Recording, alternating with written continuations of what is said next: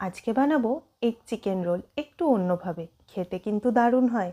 প্রথমেই কড়াইতে একটু তেল গরম করে কিছুটা পেঁয়াজ কুচি দিয়ে দিচ্ছি। পেঁয়াজটা একটু ভাজা হয়ে গেলে দিয়ে দিচ্ছি 1 চামচ আদা বাটা, 1 চামচ রসুন বাটা। আদা রসুনটা একটু কষিয়ে নিয়ে দিয়ে দিচ্ছি হলুদের গুঁড়ো আর লঙ্কার গুঁড়ো। তারপরেই দিয়ে দিলাম চিকেনটা আমি কিমার থেকে একটু বড় সাইজের করে কাটিয়েছি। এবার দিয়ে দিচ্ছি স্বাদ মতো নুন। 10 মিনিটের জন্য চিকেনটা ঢেকে দিচ্ছি সেদ্ধ হওয়ার জন্য। 10 মিনিট বাদে ঢাকনাটা খুলে দেখছি চিকেনটা সেদ্ধ হয়ে গেছে। এবার এর মধ্যে দিয়ে দিলাম ক্যাপসিকাম কুচি আর তন্দুরি মশলা। তন্দুরি মশলাটা দিলে টেস্টটা খুব ভালো হয়। এবার দিচ্ছি কিছুটা টমেটো কেচাপ।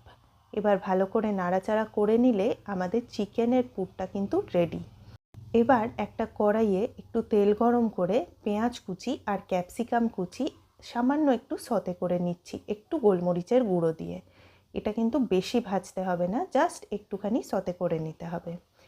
এইবার ময়দাটা মেখে নেব।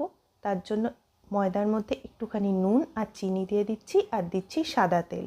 ময়ানটাকে ভালো করে মিশিয়ে নেব ময়দার মধ্যে। ময়ানটা মিশে গেলে এবার একটু একটু করে জল দিয়ে ময়দাটা মেখে নেব। ময়দাটা মাখা হয়ে গেছে। এবার এর ওপর দিয়ে দিচ্ছি একটু সাদা তেল দিয়ে এটাকে আধ ঘন্টার জন্য আমি রেস্টে রেখে দেব।